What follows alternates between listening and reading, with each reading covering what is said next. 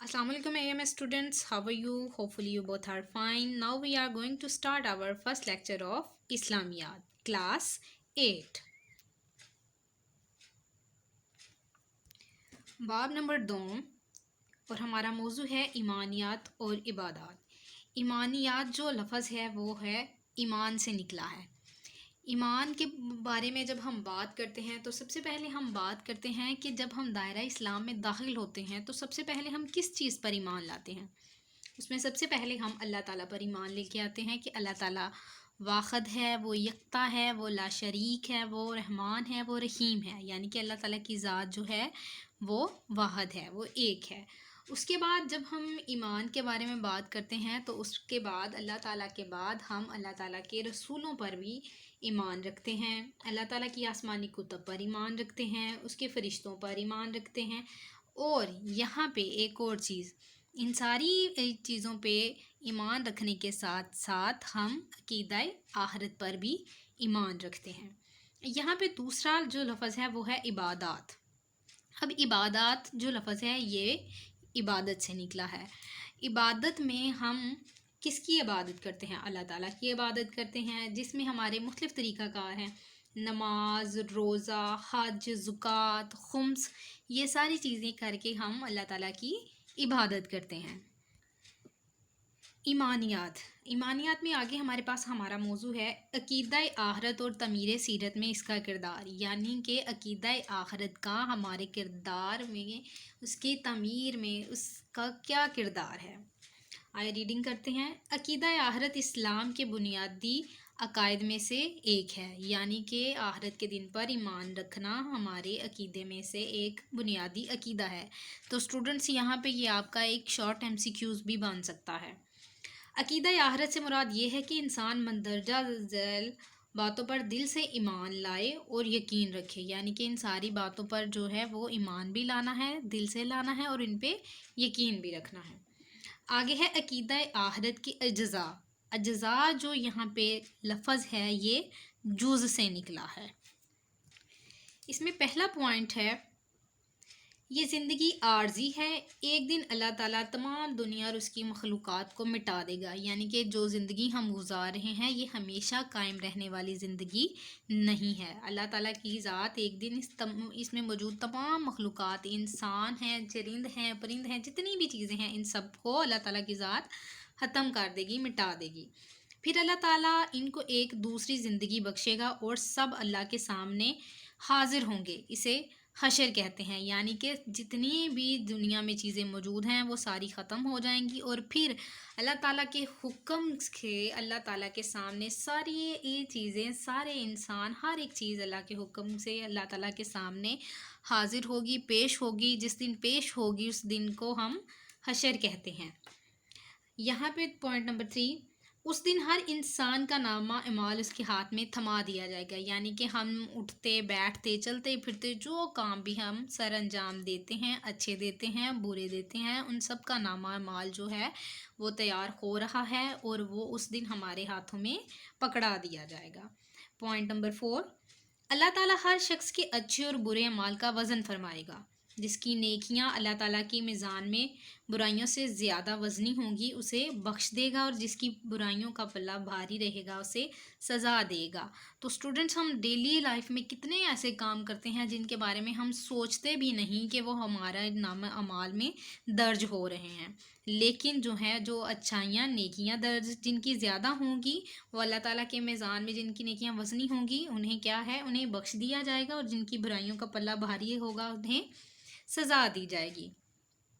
जिन लोगों की बख्शिश हो जाएगी वो जन्नत में जाएंगे, यानी कि जो लोग बख्श दिए जाएंगे वो जन्नत में जाएंगे और जन्नत एक बहुत पुरसकून दह जगह है। और जिनको सज़ा दी जाएगी वो दोज़ख में जाएंगे। वही अब्दी ज़िंदगी है, अब्दी ज़िंदगी है यानी कि हमेशा रहने वाली। ये दुनिया जो है, जो हम जहाँ पे हम वक्त गुजार रहे हैं, ये हमारी वक्ती दुनिया है, लेकिन उसके बाद जो आप मरने के बाद हमने दोज़ख में, जन्नत में, जहन्नम में, जहाँ भी हमने ज़िंदगी हमें गुजारने को मिलेगी वो अब्दी ज़िंदगी होगी। तो जी स्टूडेंट्स, यहाँ पे आपको ये नज़र आ रहा होगा आपका क्वेश्चन नंबर 1, ईमान बिल आखिरत की अज्जा क्या हैं। تو جو ریڈنگ آپ کو میں نے یہاں سے کروائی عقیدہ آخرت کے اجزاء، یہ پوائنٹ نمبر 1 سے لے کے پوائنٹ نمبر 5 تک آپ کا فرسٹ جو ہے لانگ کویسچن یہاں پہ کمپلیٹ ہو جاتا ہے۔ اب ہم اپنے نیکسٹ ٹاپک کی ریڈنگ کرتے ہیں، عقیدہ آخرت کی عقلی توجیہ۔ ہر شخص اس سوال کا جواب جاننا چاہتا ہے کہ مرنے کے بعد ہم کہاں جاتے ہیں اور وہاں ہمارے ساتھ کیا سلوک ہوگا، لیکن ہمارے پاس یہ بات جاننے کا کوئی ذریعہ نہیں ہے۔ یہ ہمارے تجربے اور مشاہدے سے بھی باہر ہے، اور کسی نے مرنے کے بعد ہمارے پاس واپس آ کر اس کا کوئی جواب بھی مہیا نہیں کیا۔ یعنی کہ ہمارے ذہن میں بہت سارے سوال آتے ہیں، ہم آئے روز بہت سارے لوگوں کو اس دنیا سے جاتے ہوئے دیکھتے ہیں، اور ہمارے دماغ میں یہ سوال آ رہے ہوتے ہیں کہ آیا مرنے کے بعد ان کے ساتھ کیا ہوتا ہے، لیکن ہم ایسا تجربہ کبھی بھی نہیں کر پائے کہ ہم کسی مرنے والے بندے کو کہیں کہ آپ قبر میں جانا اور اس کے بعد آپ ہمیں بتانا کہ ہمارے ساتھ کیا ہوا ہے، اور ایسا ہم تجربہ کوئی کر بھی نہیں سکتے۔ لیکن اس کے لیے ہمارے پاس اس چیز کا جو جواب ہے وہ ہمیں کہاں سے ملتا ہے، مزید دیکھیں۔ امین اور سچے رسول صلی اللہ علیہ وآلہ وسلم کے پاس اس کا یقینی علم اس دنیا کے خالق و مالک کی طرف سے بھجوایا ہوا ہے، یعنی کہ اللہ پاک کے سچے رسول جنہیں ان کے دشمنوں نے بھی صادق و امین کہہ کے پکارا، انہیں رسول پاک صلی اللہ علیہ وسلم کو یہ علم جو ہے وہ اللہ پاک نے عطا کیا، اور ایک اطمینان بخش جواب ہے۔ یعنی کہ جو علم نبی پاک صلی اللہ علیہ وسلم کو عطا کیا گیا، جو انہوں نے ہمیں بتایا، وہ ہمارے پاس ایک اطمینان بخش جو ہے جواب ہے۔ اسے مان لینا ایک معقول بات ہے۔ اللہ اور اس کے رسول صلی اللہ علیہ وآلہ وسلم پر ایمان رکھنے والا ہر شخص عقیدہ آخرت پر ایمان رکھتا ہے، کیونکہ یہ عقیدہ ہمارے سچے رسول صلی اللہ علیہ وآلہ وسلم کی زبانی ہم تک پہنچا ہے، اور آج تو علم و عقل بھی اس کی تائید کر رہے ہیں۔ سائنسدان بھی اس بات پر متفق ہو چکے ہیں کہ ایک دن سورج ٹھنڈا اور بے نور ہو جائے گا، سیارے ایک دوسرے سے ٹکرا جائیں گے۔ یعنی کہ جو باتیں ہمیں آج سے کافی عرصہ پہلے اپنے پیارے نبی پاک صلی اللہ علیہ وآلہ وسلم سے سننے کو ملی یا جاننے کو ملی، آج سائنس بھی ان ساری چیزوں پہ متفق ہو چکی ہے کہ سیارے جو ہیں وہ ایک دوسرے سے ٹکرا جائیں گے اور یہ دنیا جو ہے وہ تباہ ہو جائے گی۔ انسان کے تمام اعمال کا ریکارڈ اللہ تعالیٰ کے ہاں محفوظ ہو رہا ہے۔ اس بات کا سائنسی ثبوت یہ ہے کہ آواز کی لہریں کرد و پیش کی چیزوں پر اپنا نقش جو ہے وہ چھوڑ جاتی ہیں، یعنی کہ آواز کی جو لہریں ہوتی ہیں وہ آس پاس موجود چیزوں پہ اپنے نقوش جو ہیں وہ چھوڑ جاتی ہیں۔ اب رہی بات یہ کہ اللہ تعالیٰ حشر کے دن عدالت لگائے گا اور بے مثال حق و انصاف کے ساتھ ہمارے اچھے اور برے اعمال کی جزا و سزا دے گا۔ عقل تو یہی چاہتی ہے کہ ایسا ہو۔ ہم دیکھتے ہیں کہ اس دنیا میں کوئی شخص نیکی کرتا ہے اور اکثر اوقات اس کا عمل اور صحیح فائدہ سے حاصل نہیں ہوتا۔ ایک شخص بدی کرتا ہے اور اکثر حالات میں وہ ہر قسم کی سزا یا نقصان سے یا توقعاتاً بچ جاتا ہے، یا اس سے کوئی برائی اس کے مقابلے میں بہت معمولی سا نقصان اٹھانا پڑتا ہے۔ ہم نے اکثر دیکھا ہے کہ کچھ لوگ جو ہیں وہ بہت اچھے اعمال کار ہوتے ہیں، لیکن اکثر ان پہ مصیبتیں جو ہیں وہ زیادہ آتی ہیں، اور کچھ لوگ جھوٹ بھی بولتے ہیں، نماز بھی نہیں پڑھتے، روزے بھی نہیں رکھتے، اور چھوٹی چھوٹی بات میں جھوٹ کا سہارا لے کے بات جاتے ہیں۔ لیکن کیا ایسا ہونا جو ہے ان کے لیے بہتر ہے؟ اسی لیے تو یہاں پہ کہا گیا ہے کہ عقل تو یہ چاہتی ہے کہ ایسا ہو کہ اللہ تعالیٰ سب کے ساتھ انصاف کرے اور ہم اس چیز کو دیکھیں، جس سے انصاف کے تقاضے کسی طرح پورے نہیں ہوتے۔ یعنی کہ اگر ایک بندہ برا کرتا ہے، بات بات پہ جھوٹ کا سہارا لیتا ہے اور وہ بچ جاتا ہے، تو کیا انصاف کے تقاضے پورے ہوتے ہیں؟ کسی طرح سے بھی پورے نہیں ہوتے۔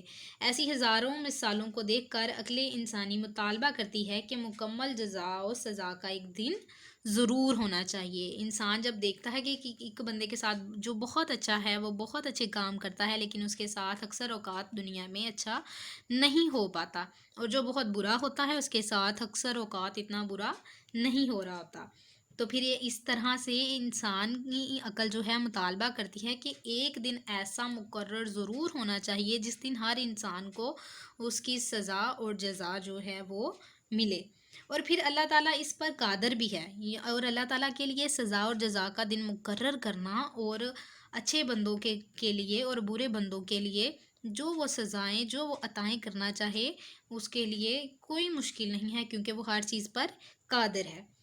اسی نے انسان اور کائنات کو پہلی مرتبہ پیدا کیا، اور دوسری مرتبہ پیدا کرنا پہلی مرتبہ سے آسان ہے، یعنی کہ جو کائنات، اتنی بڑی کائنات، اللہ تعالیٰ کی ذات اتنی بڑی کائنات کو بنا سکتی ہے، چرند پرند اس میں موجود ہر ایک چیز، تو جو انسانوں کو ایک دفعہ پیدا کر سکتا ہے، اس پوری کائنات کو اللہ پاک کی ذات نے اتنی خوبصورت طریقے سے ایک دفعہ پیدا کیا، کیا اس کے لیے مشکل ہوگا کہ وہ دوبارہ اس کائنات کو دوبارہ سے نئے سرے سے بنائے؟ اس کے لیے تو بہت آسان ہے۔ ناؤ اسٹوڈنٹس، یہاں پہ ہماری ریڈنگ جو ہے وہ کمپلیٹ ہوتی ہے، پھر اپنا نیکسٹ ٹاپک جو ہے ہم نیکسٹ کویسچن جو ہے وہ نیکسٹ ویڈیو میں کریں گے، تب تک اللہ حافظ۔